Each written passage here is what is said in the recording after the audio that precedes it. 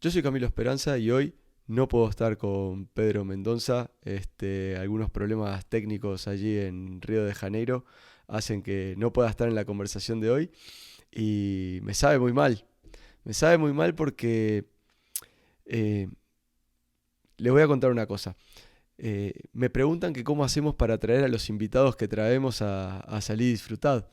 Y yo sinceramente les digo, si hay algo que hacemos bien nosotros es traer buenos invitados, porque ni Pedro ni yo somos grandes figuras, pero tenemos el don de elegir muy bien a nuestros invitados. Y lo que hacemos muy bien es a nuestros amigos de confianza que nos conocen, que saben que nos gusta, que saben por dónde va nuestro podcast, que saben por dónde van nuestras ideas, les preguntamos, che, ¿no se te ocurre quién puede ser interesante para conversar? Y bueno, un amigo muy querido, una persona con la que tengo mucha confianza, que lo conozco desde hace muchísimos años, lo conozco desde que el arco le quedaba enorme porque era chico, que es el Nico Viconis, me dijo, tenés que hablar con Luis, tenés que hablar con Luis Arce, el auxiliar técnico del equipo en el que estoy jugando, así que le doy la bienvenida a Salir a Disfrutar, es un orgullo y un privilegio tener con nosotros a Luis Arce. Luis, ¿cómo estás?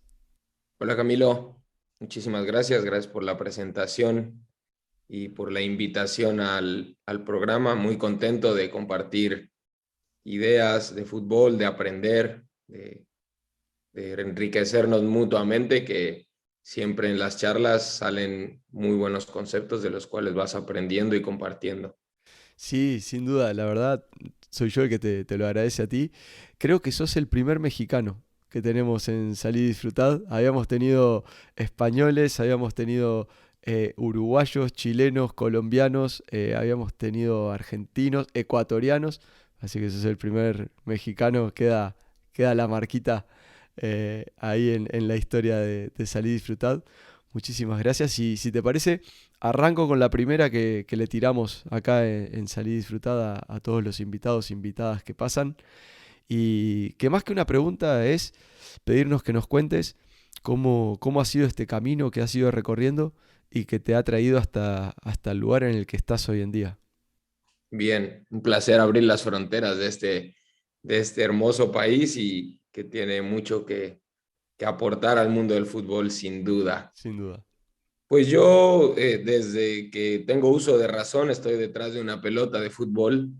Justo cuando me dijo Nico de la posibilidad de grabar el podcast, me pensaba en esta pregunta, ¿no? Que me podrías hacer y es eso. Desde mi primera imagen a los 2 años, 2 años y medio, es pateando una pelota, gritando los goles de Pumas, gritando el Goya, que es como la porra o la arenga, porque mi papá trabajaba en Pumas, él siempre como director de fútbol formativo, algunos otros puestos como director deportivo, etcétera. Entonces, bueno, desde la cuna, con la pasión por el fútbol, fui creciendo dentro de una cancha, acompañándolo a él en partidos, en entrenamientos, en vestuarios también. Y me fui formando, fui encontrando la pasión desde chiquitito. eh, y primero como jugador de fútbol, ¿no? Con ganas de ser futbolista profesional. A los 12 años entro a inferiores del Puebla, hago todas las inferiores ahí y después me toca el descenso del Puebla y paso a Lobos WAP a tercera división y segunda división. De ahí tengo un breve paso de un año en Correcaminos, que es Liga de Ascenso, y vuelvo al Puebla a la sub-20, que es como el equipo filial, como la reserva del primer equipo. Eh, y de ahí, bueno, navego por otros equipos. Me toca ir un año a España y cuando vuelvo de España con 23 años me empiezo a replantear un poco, ¿no? Yo siempre, toda mi vida quise ser futbolista profesional, pero llega una edad en la que tiene que entrar un poco la razón y la realidad de decir, bueno, tengo 23 años, realmente ya es una edad futbolísticamente seria Ujú, y no tengo una trayectoria o una proyección tan importante como me gustaría. ujú. Entonces, me replanteo esa idea, sabiendo que el fútbol era 100% lo que quería hacer. Y me meto a estudiar la licenciatura en psicología en Puebla. Ujú. Empiezo la licenciatura más por descubrir algo, por tratar de tener una afición que se relacione con el fútbol o una profesión que se relacione con el fútbol. Y al año hacer el curso de técnico junto con mi primo, que ahora está de auxiliar justo en Puebla.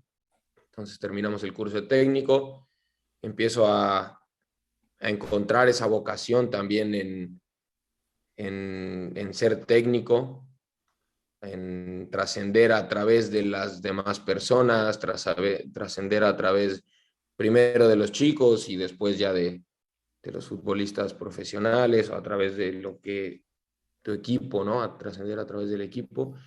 Y empiezo, primero abro una escuela de fútbol junto con un amigo que también deja el fútbol de manera temprana. Así, tenemos 2 años la escuela de fútbol y al poco tiempo me invitan a Lobos Buap con la categoría sub-13.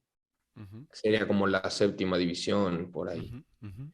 Entonces estoy un año ahí y justo nos toca el ascenso a primera división. Asciende el equipo a primera división y me dan la sub-13 ya en primera división, ya de la liga, y después la categoría sub-15.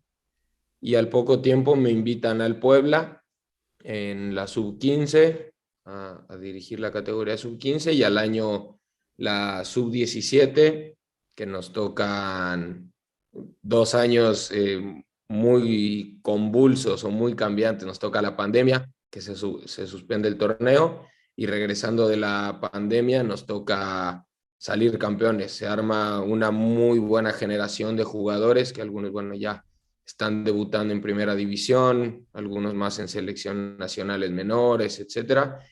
Y se arma una buena generación. Llevábamos 2 años trabajando ya con ellos desde la sub-15. Es una categoría que yo le tengo mucho cariño porque me toca, junto con los demás profes y con el staff del fútbol formativo, formarla, o sea, desde ir a tomarme un café con algunos de los padres para explicar un poco el proyecto, para transmitir desconfianza de que sus hijos estarán en buenas manos, cuál es lo que el club pretende hacer, cuál es como el objetivo formativo más allá de futbolístico, en la formación en valores que queremos que incorporen los chicos, porque el fútbol les puede servir para la vida, más allá de si llegan a una primera división.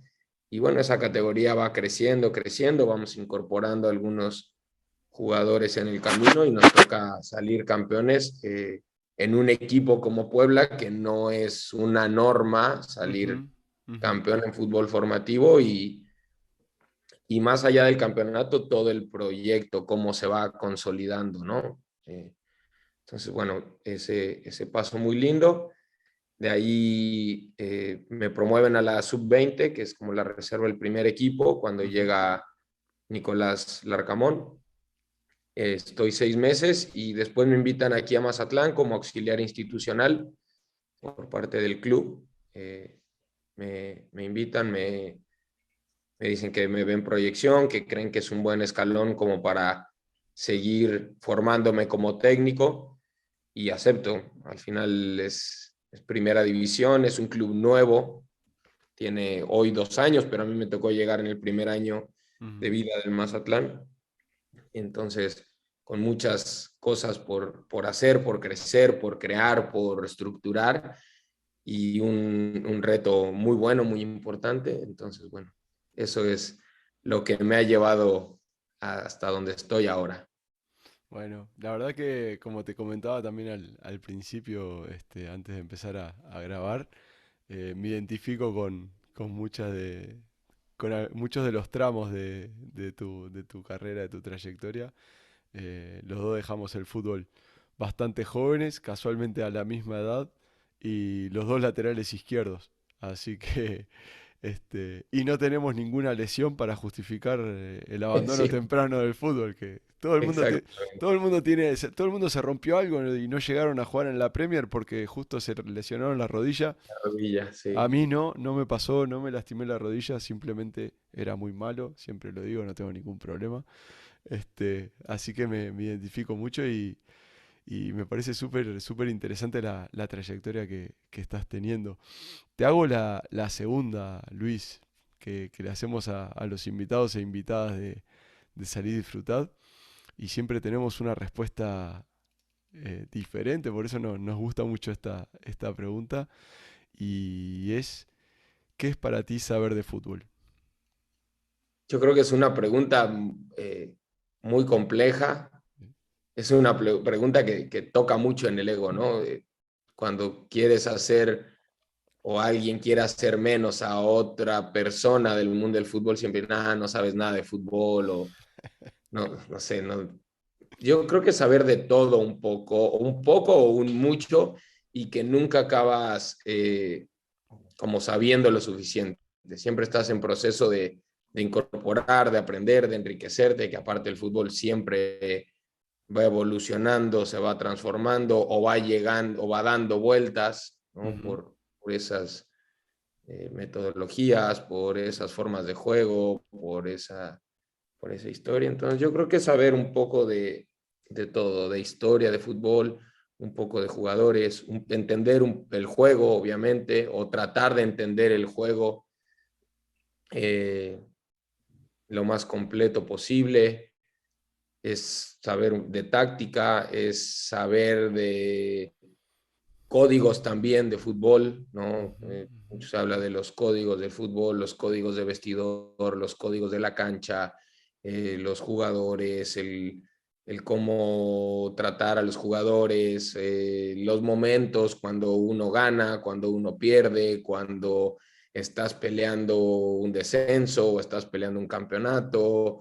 o estás en una situación complicada, no sé, lesiones. Creo que es un poco de todo lo que conlleva el mundo del fútbol, ¿no?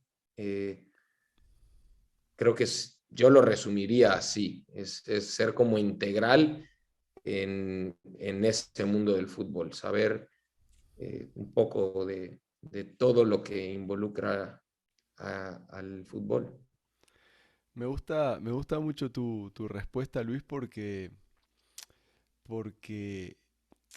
el fútbol es como muy multidisciplinar, ¿no? Y al final se puede ser entrenador de fútbol teniendo mucho conocimiento sobre una área y un conocimiento a lo mejor un poco más superficial sobre otras, porque Sí, luego tenés un staff que tal vez es muy fuerte en aquellas cosas en las que vos no sos tan fuerte, ¿no?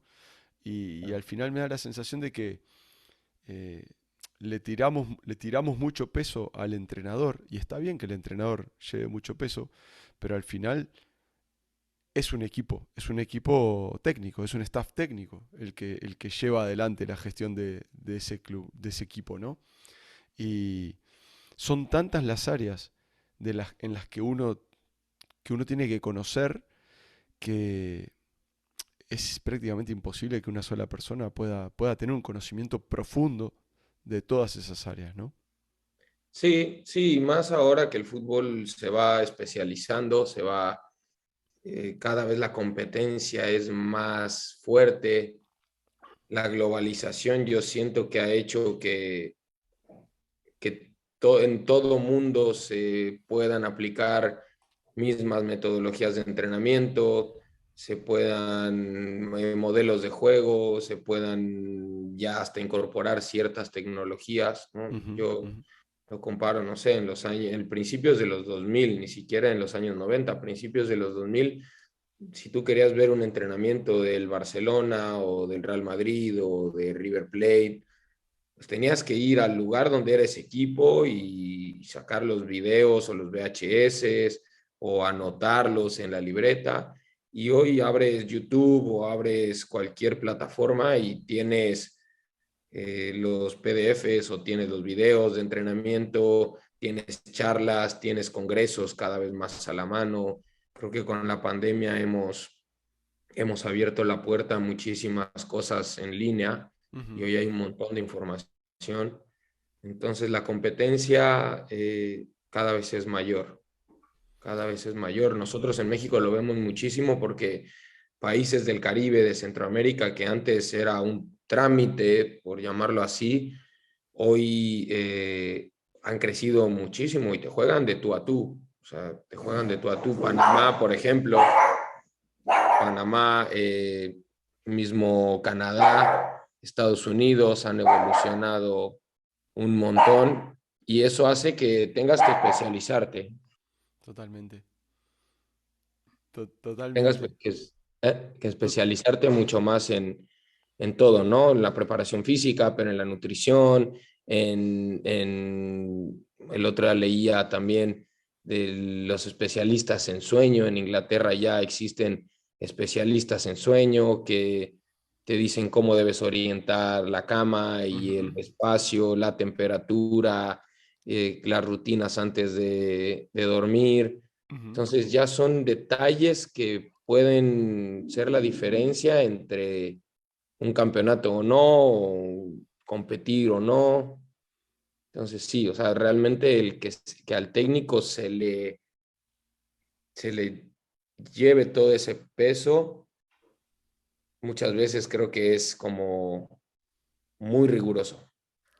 Creo que debería recaer en todo el staff. Al final, como técnicos, somos los responsables de que todo funcione correctamente, pero sí, como tú dices, tenemos que saber rodearnos de gente que sepa más que nosotros y que, y que nos aporte, que nos ayude en temas y también tener la humildad de decir, yo de esto no conozco, yo de esto no sé, quiero aprender, pero en este momento necesito a alguien que me ayude.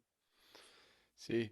Y yo no sé si vos lo percibís. Yo percibo al jugador cada vez más formado.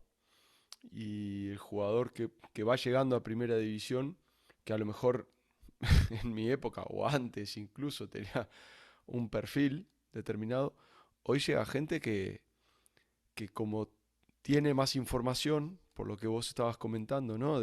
Porque la información está ahí para quien la quiera encontrar, está disponible, es más demandante, ¿no? El jugador demanda mucho que sepamos de muchas cosas.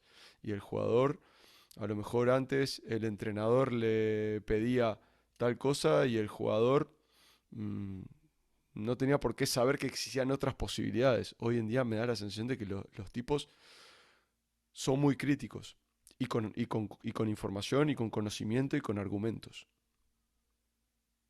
Sí, hoy el jugador está mucho más preparado. Es más profesional en el sentido de que creo que han entendido que tienen que estar a tope en todo, en nutrición, en la parte física, cuidarse.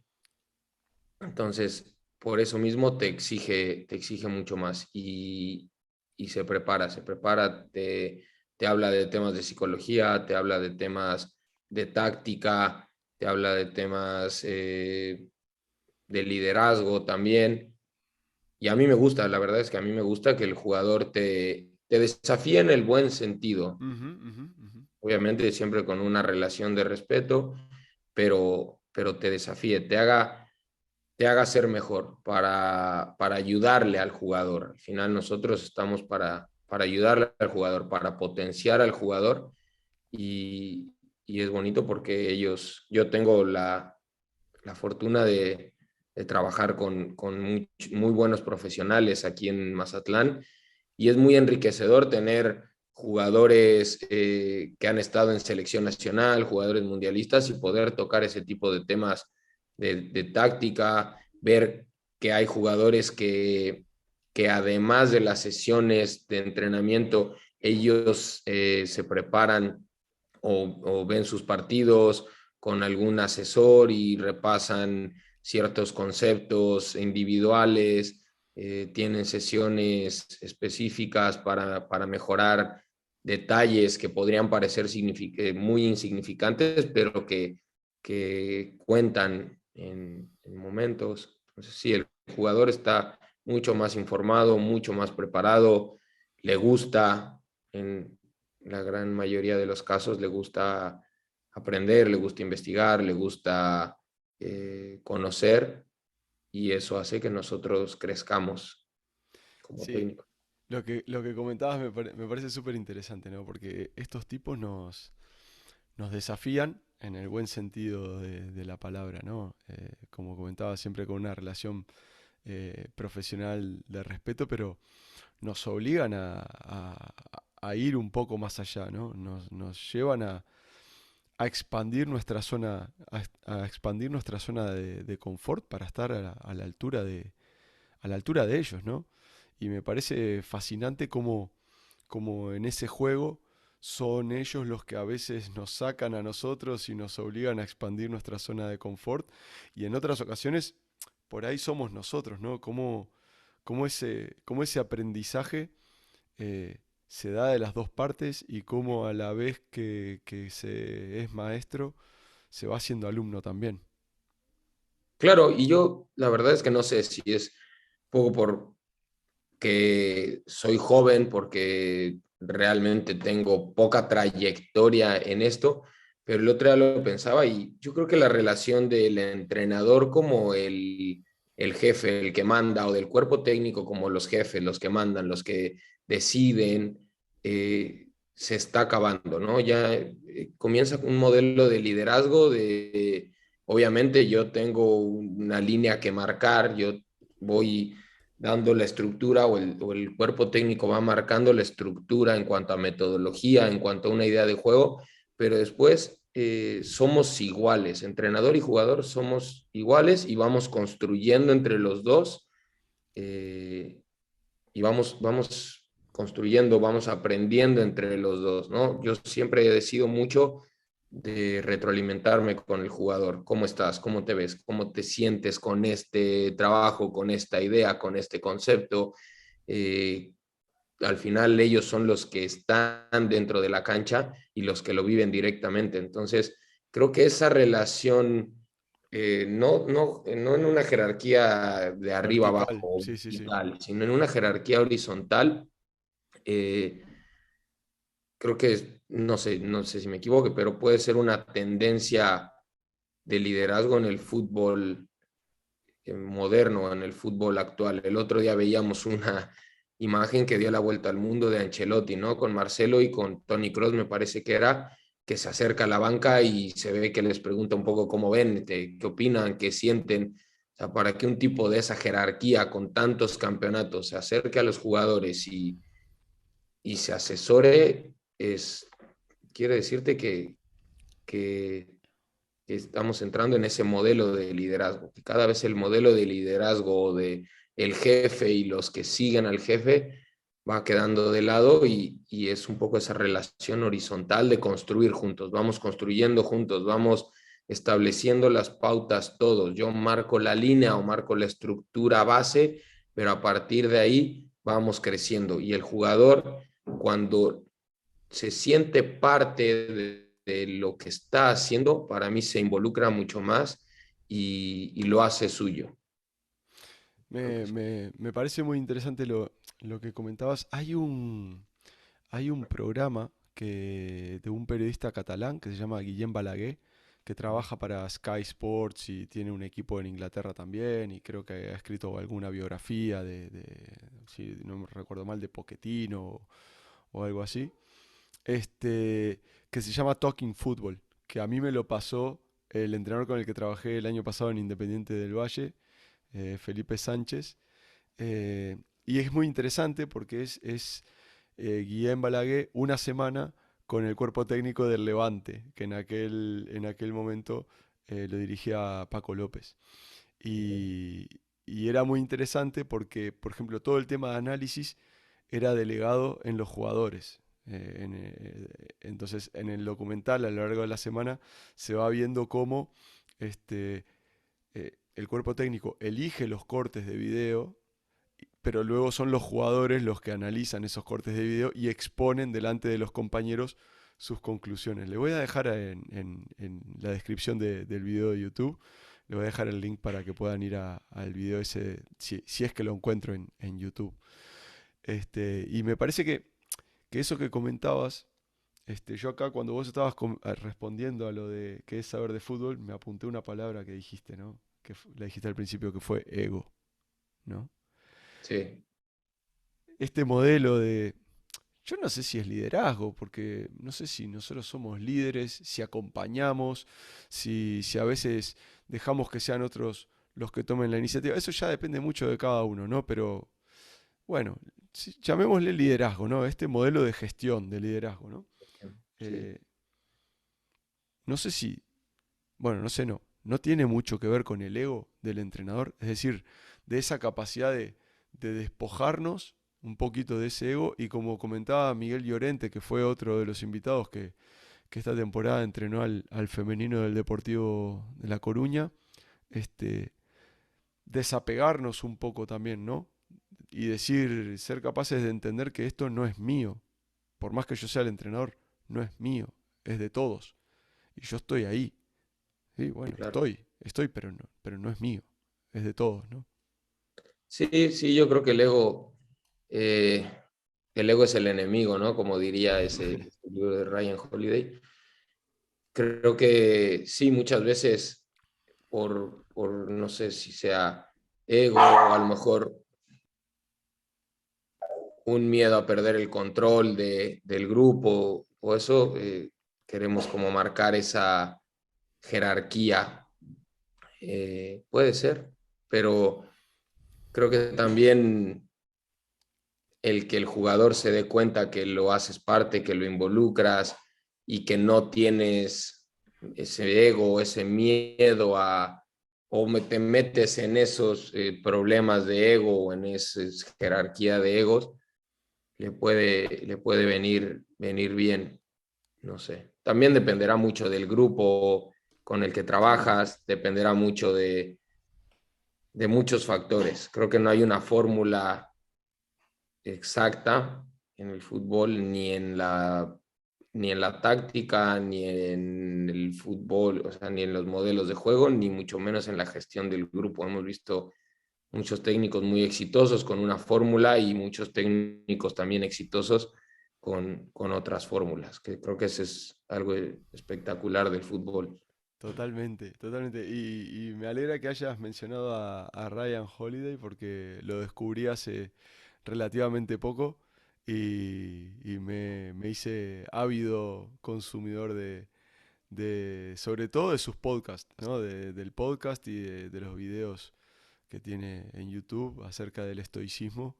Me parece Ujú. interesantísimo, me parece un camino que es interesante explorar. Me gustaría hablar sobre el tema del control, ¿no? Porque vos sabes que yo percibo, Luis, bueno, no sé si vos lo percibís también, ya me contarás, que a los seres humanos en general y a los entrenadores de fútbol en particular nos molesta demasiado la incertidumbre, ¿no?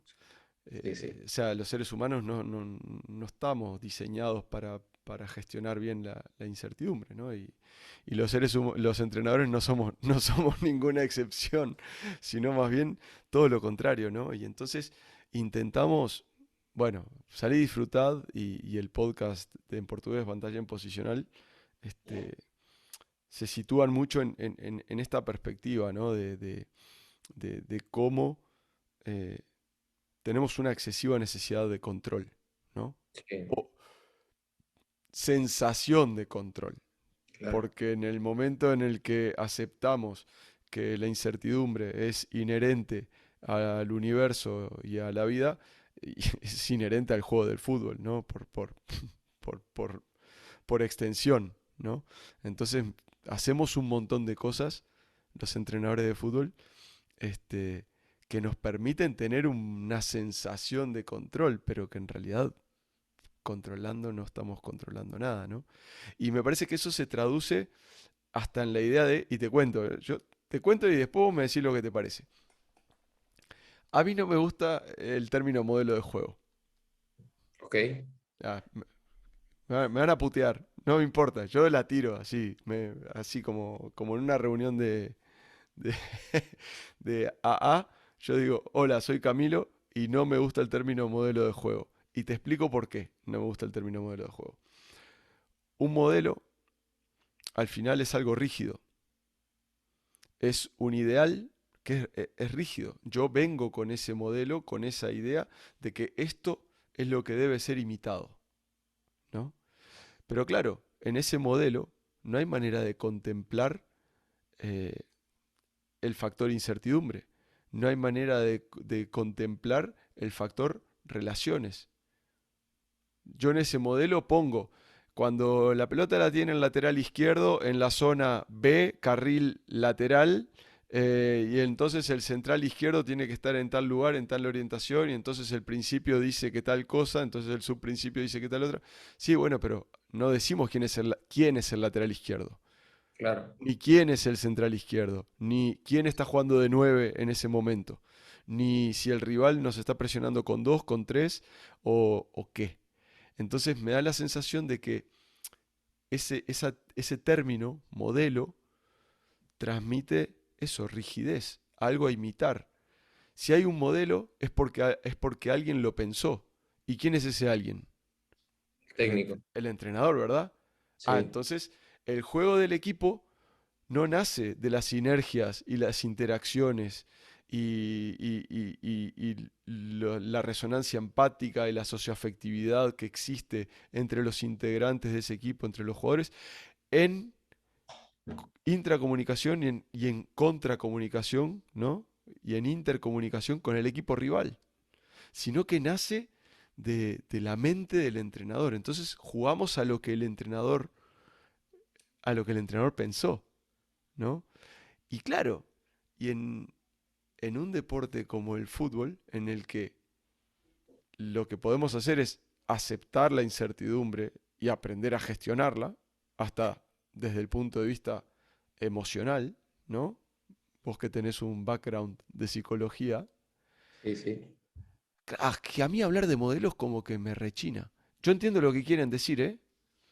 Entiendo lo que quieren decir, pero no me termina de cerrar a mí esto, porque me da la sensación de que es obedece a una idea entrenador centrista de lo que es el juego y de lo que es el entrenamiento. No sé si me expliqué.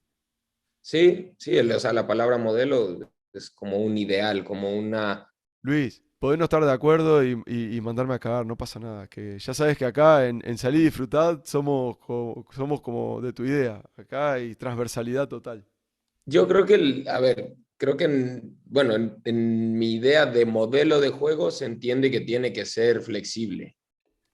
O sea, conlleva esa flexibilidad, ¿no? Que muchas veces al equipo que llegas no tiene exactamente las características de los jugadores. A mí me pasó bastante. Yo tenía una idea cuando estuve en Sub-17 del Puebla, una idea de juego, un modelo de juego que era totalmente opuesto a cuando tomé la Sub-20, partiendo del hecho de que yo no tenía un centro delantero fijo. Entonces, a partir de ahí, ¿cómo flexibilizas esta idea de juego para tratar de seguir con tus ideales o con tus... Lo Claro, que, partiendo de la base, perdóname que te interrumpa, de que no existe tal cosa como la objetividad. Somos todos seres subjetivos. Y entonces sí, cuando yo, entrenador, Camilo o Luis, llegamos a un lugar, llegamos con nuestras ideas, con nuestros gustos, con nuestras preferencias, con nuestras inseguridades, con nuestros miedos, con todo aquello que somos, ¿no? Y que vamos a influir en ese contexto con todo lo que somos nosotros, ¿no? Porque al final no podemos dejar de ser nosotros. sí, y que el contexto también influye en ti. Totalmente. Justo repasaba el libro de Guardiola de la Metamorfosis y a mí me sorprende que un técnico que marcó una tendencia tan importante como Guardiola en el Barcelona vaya a Alemania y se adapte a la historia del club, se adapte a la historia historia del país, a la forma de jugar y que haga una mezcla entre lo que él pretende, que tiene unos pilares básicos de lo que él propone, pero Ujú. que también haya incorporado muchas cosas y que eso a él, lejos de traicionar su ideal, lo hizo un mejor entrenador, lo hizo alguien más completo. Entonces, yo creo que sí, si bien modelo a lo mejor es un ideal de juego, yo creo que tiene que ser flexible, tiene que ser flexible a todo, a lo que te encuentras y también entendiendo que el fútbol es dinámico y el fútbol es incertidumbre, así como la vida es incertidumbre, que nosotros como entrenadores tratamos de reducir esa incertidumbre con todo, o sea, con las metodologías de entrenamiento, con los planes de juego, con los análisis del rival, con la gestión del grupo, pero siempre hay un rango de incertidumbre porque juegas contra otro que va a proponer o va a tratar de que no te salga lo que tú estás haciendo, Totalmente. ¿no? Haciendo su parte va a tratar de que a ti no te salga lo que tú propones hacer. Entonces, hay una gran parte de incertidumbre. Y después, y es algo que yo he aprendido, tú tienes que, llega un momento en que no puedes controlar lo que pasa dentro del campo y que muchas veces como técnico por ese afán de controlar lo que pasa dentro del campo, los jugadores acaban, Totalmente. no sé si llamarle como, acaban sin iniciativa, acaban como coartando su iniciativa, su Como creatividad. excesivamente constreñidos, ¿no?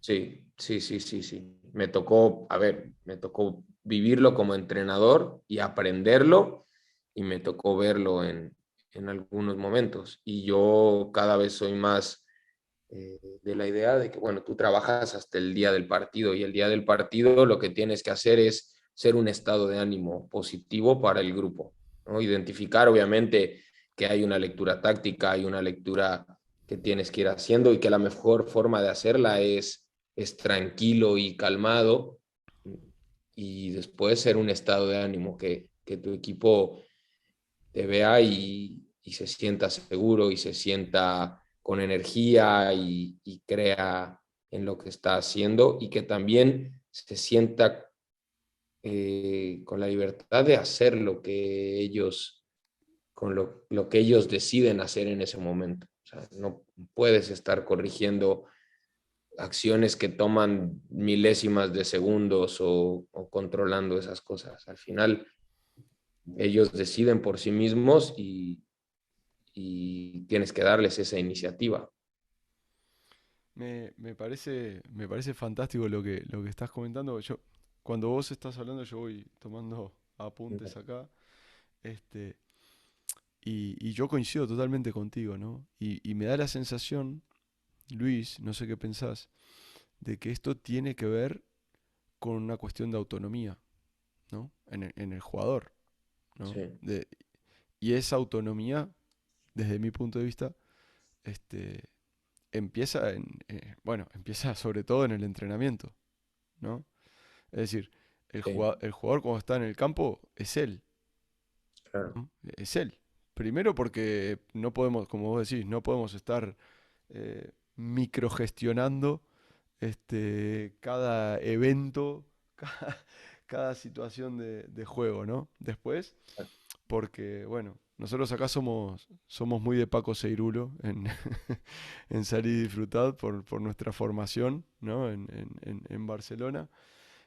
Y somos muy de Paco y nos gusta mucho la idea de espacios de fase de Paco Seirulo porque da una explicación desde el punto de vista de lo socioafectivo a los eventos que se suceden en el juego. El jugador que está en el espacio de intervención tiene una relación afectiva con esa jugada que hace que tus instrucciones no tengan ningún valor. El jugador está actuando en ese momento en modo avión, está actuando de manera inconsciente, ¿no? No irracional, sino inconsciente, ¿sí? El proceso de toma de... En el mejor de los casos, que eso es Claro, lo que se busca, ¿no? Que el jugador esté actuando de manera inconsciente, que que resuelva por él mismo, no que esté pensando en ese momento, que esté tenso de decir, no, aquí me dijo que interiorizara, no, aquí me dijo que me hiciera abajo, aquí me dijo que Claro, me hiciera eso, alto, aquí me dijo que... eso en el espacio de intervención, en el jugador que está en disposición del balón, no existe porque, bueno, No, gracias a la neurociencia ya sabemos que sí, cuando hay exceso de información y hay que generar una respuesta en un intervalo corto de tiempo, nuestro cerebro no alcanza. actúa de manera automática, por llamarlo de alguna manera, ¿no? Inconsciente, no es irracional, simplemente es inconsciente, es una forma más eficiente de gestionar esa situación. Entonces, bueno, nos pasamos mirando lo que pasa donde está la pelota y ahí es donde los entrenadores tenemos menos influencia, ¿no? Nosotros tal vez deberíamos estar mirando a ver si el central está marcando bien al descolgado, ¿no? Si el extremo del lado contrario está fijando al lateral y no tanto en lo que está pasando alrededor de la pelota, ¿no? Pero bueno, todo esto tiene que ver con la autonomía desde mi punto de vista, ¿no? Porque si hay autonomía, que esa es otra de las cosas que vos comentabas, el jugador se siente partícipe del proceso. Y si se siente partícipe del proceso, sabemos que la autonomía es un factor clave a la hora de que exista aprendizaje, ¿sí? Que el alumno se sienta eh, partícipe y dueño de su propio proceso, ¿no? Ahora me estaba acordando, eh, hay un entrenador con el que trabajé en el Barça que se llama Marc Quintana, ¿no? Y bueno, él hizo su tesis doctoral acerca del feedback, ¿no? Y uno de los papers que él estudió para hacer esa tesis doctoral era bueno, un estudio bastante amplio acerca de diferentes formas de dar feedback y había un experimento de campo en el que se estudiaba la precisión con la que jugadores nobles de golf golpeaban el balón, ¿no? En la precisión en cuanto a la distancia que quedaba la bola del hoyo, ¿no? O del green, no me acuerdo. A un grupo se le dio bolas blancas y al otro grupo se le permitió elegir el color de la bola.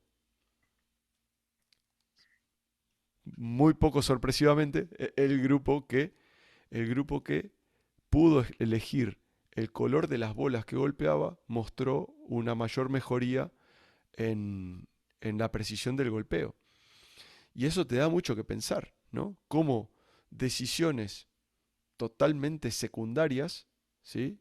Totalmente secundarias que realmente no hacen a la actividad en sí, generan una implicación superior en el proceso de aprendizaje que genera un mayor aprendizaje. Y Sí, eso al final es dar autonomía al jugador. Y eso nace en el campo de entrenamiento. sí, Y dar confianza al jugador. estamos nosotros preparados los entrenadores, Luis, para... Porque al final estamos hablando de lo mismo desde el principio, ¿no? Ego, humildad, autonomía. Est- Estamos preparados para dar ese paso y permitir que el jugador tenga una mayor autonomía, que al final se termina trasladando al juego, indefectiblemente. Deberíamos de estarlo, yo creo que deberíamos de estarlo, o prepararnos para eso, ¿no? Para establecer, para dar esa confianza, esa autonomía, y creo que ese es un parteaguas importantísimo. Cuando el jugador confía en él, cuando el jugador confía en que lo que va a hacer es lo correcto, crece, se potencia sin ninguna duda, sin ninguna duda. Cuando el jugador duda la jugada o duda si va a pasar, si va a jugar entre líneas, si va a conducir, ahí es cuando, o si va a picar, o si va a hacer un desmarque de apoyo, si se va a posicionar entre líneas o bajo, etcétera, ahí creo que perdemos todos. Creo Y, que eso es importantísimo como técnico, que el jugador tenga esa autonomía, esa confianza en su autonomía, ya, vamos a llamarle así. Y creo que ese es del día a día y es un proceso, no es de un día, no es de 2 días, es del día a día y es un proceso a lo mejor de mucho tiempo. de muchos meses. Me gusta mucho que comentes lo de proceso, porque claro, el jugador no nace el día que, que Luis llega a Mazatlán, ¿no? El jugador es un ser complejo, ¿no? Que se va construyendo con el paso del tiempo y cada uno ha tenido su historia, cada uno ha tenido su recorrido, convergen ahí en ese vestuario, en ese equipo, en ese momento, y nosotros llegamos ahí y, y pretendemos que a veces que las cosas sean a nuestra manera desde el primer momento, ¿no? Y es ese proceso. Ahora, esto de la autonomía, ¿no? Y de la autogestión, no sé vos qué pensás. Yo pienso que ha sido un poco malinterpretado en algunos casos como un, bueno, hagan lo que quieran, ¿no? Claro. Bueno, tampoco saben lo que quieran, ¿no? Hay un punto óptimo entre decirte, entre robots, ¿no? Y hagan lo que Sí. quieran. Sí, yo creo que es un equilibrio. Creo que yo me convenzo cada vez que el fútbol es equilibrio en muchos sentidos. Y es esa parte, ¿no? ¿Cómo hago ese equilibrio entre sí tener una idea clara, que todos juguemos a lo mismo, ¿no? Pero que no sea un excesivo control, que no les marque la cancha en todos los momentos y que yo por sentirme seguro, por sentir que yo sé mucho, que yo eh, soy el jefe, les marque todo lo que tienen que hacer. Por eso te decía un poco el decir, a ver, esta es la idea del juego, esta es la estructura, vamos a jugar a esto, pero después de ahí construyan ustedes, siéntanse libres en este momento, que tampoco está peleado de repente con hacer una corrección y decir, mira, este espacio o dónde crees que pudiste haber resuelto, qué espacio pudiste haber ocupado, cuál era la mejor solución para esta jugada. Creo que tampoco está peleado con corregir, tampoco está peleado con dar ciertas herramientas antes de un partido. Miren, se va a presentar esta situación, podemos tener oportunidad en este sector de la cancha, podemos generar esta superioridad, podemos saltar su presión de esta forma, pero que tampoco sea darles 200 conceptos y herramientas y que el jugador salga pensando más en lo que le dijiste que seguro de lo que va a llevar a cabo. Claro. A mí me gustó lo que dijiste de proceso, ¿no? De cómo al principio, a lo mejor, porque en el principio, sobre todo en pretemporada, tal vez si es nuestra primera temporada en un equipo, recién llegamos, medio como que sí le tiramos mucha, mucha información, ¿no? Porque bueno, porque pretemporada es ese momento en el que no estás compitiendo y tal vez te podés permitir ese bombardeo, ¿no?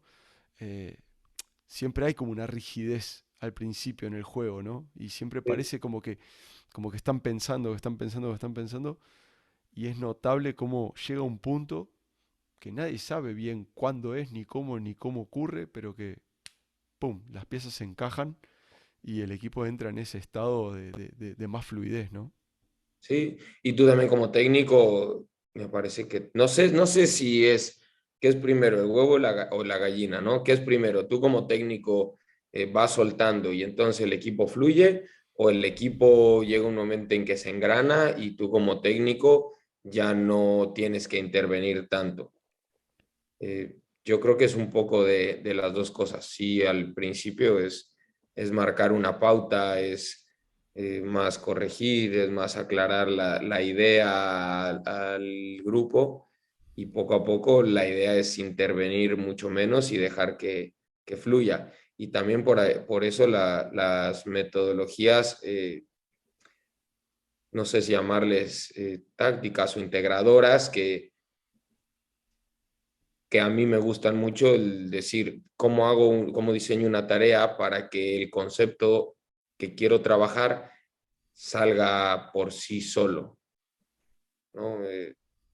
Esos principios, no recuerdo ahora el concepto que dice la De periodización táctica, propensión. pero el principio de las propensiones. ¿Cómo hago esa para que el ejercicio salga por sí mismo sin que yo tenga que corregirlo? Que se dé este concepto que quiero trabajar o que se fomente este concepto que es importante que se vaya incorporando en el jugador y que el jugador lo descubra por sí mismo o que yo tenga que intervenir lo menos posible, ¿sabes? O sea, con darles el objetivo del ejercicio y que ellos vayan encontrándolo por sí mismo, el momento en que se presenta, no sé, por decir un concepto, el jugar con el alejado, Ujú, concepto que yo cada vez le voy dando más importancia, sobre todo en la salida de balón, ujú. ¿no? El tratar de jugar con el alejado. Si puedo poner el pase del central con el 9 y saltar dos líneas de presión rivales, buenísimo. Entonces, ¿cómo diseño una tarea para fomentar el jugar con el alejado? Y cómo el central tiene que ir poco a poco descubriendo o mirando lejos para jugar con el alejado y que en los partidos cada vez se vaya dando más sin que yo intervenga tanto. Entonces creo que es ese arte del fútbol que nos apasiona y que nos vamos volviéndonos locos para tratar de encontrarlo o vamos aprendiendo.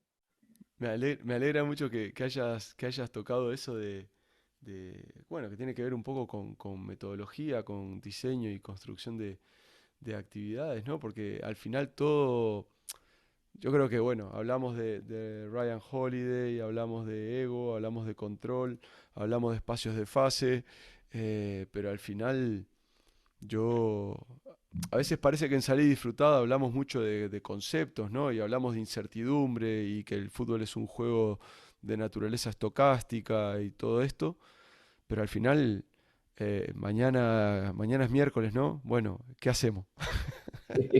¿Qué vamos a hacer?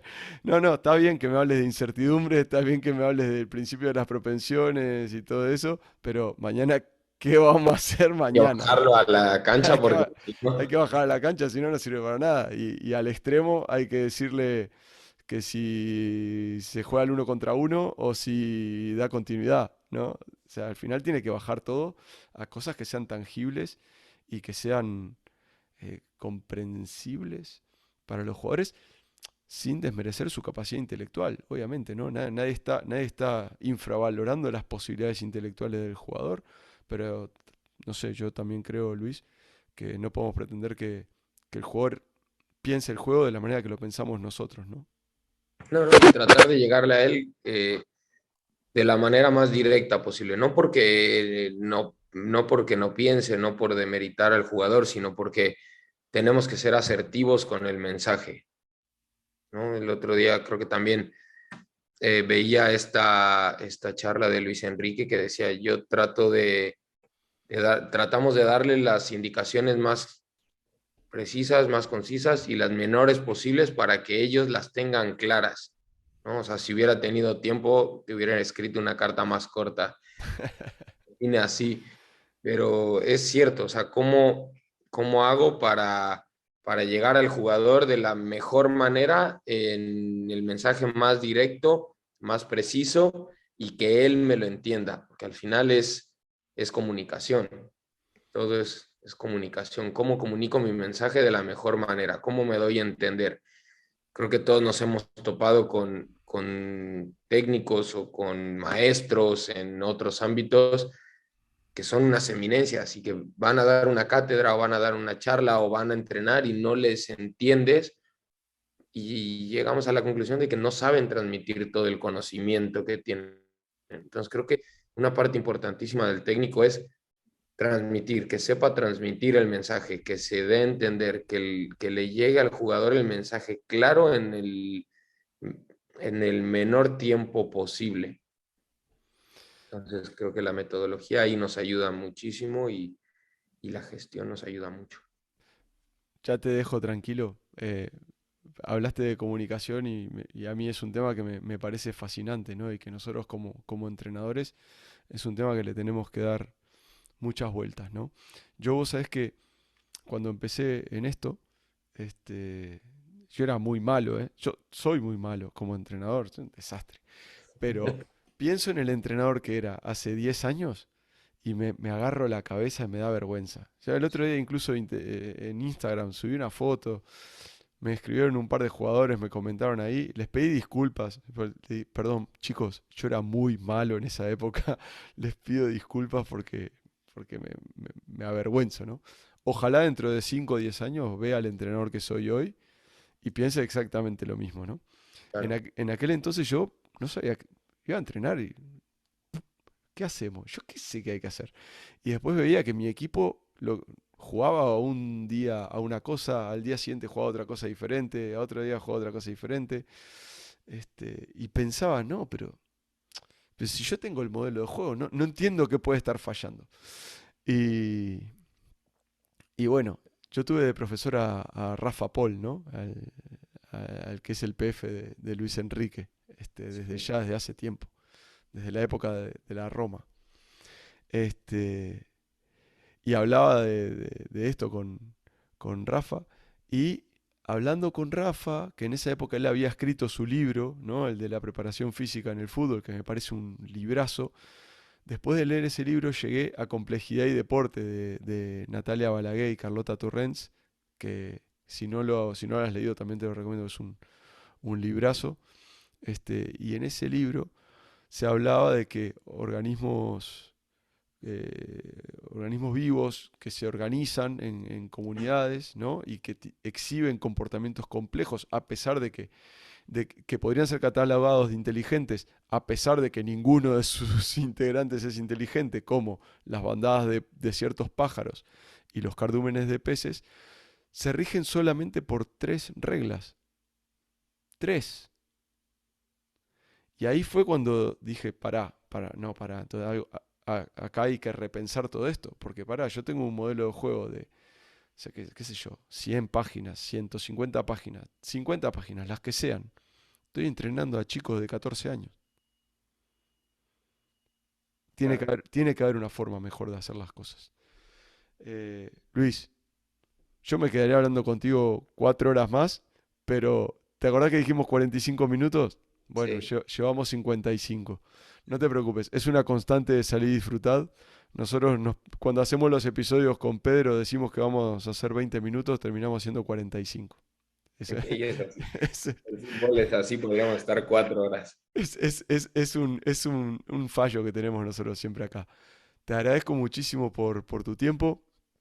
Me dio mucho gusto conocerte, conversar contigo. Creo que salió un episodio del que la gente va a poder sacar muchísimas cosas y me da mucho gusto y un orgullo enorme tener a un entrenador mexicano, al primer entrenador mexicano de Salir y Disfrutar, un país como México al que le tengo mucho cariño y del que guardo muy lindos recuerdos, así que muchísimas gracias.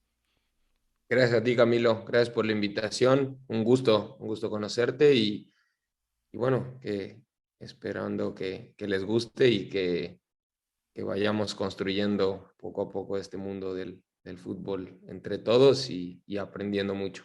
Te mando un gran abrazo. Gracias, Luis. Y a todos los que están ahí del otro lado, espero bueno, que se lo hayan pasado tan bien viendo y escuchando este episodio como me lo pasé yo haciéndolo acá con Luis. Un fuerte abrazo y hasta la próxima.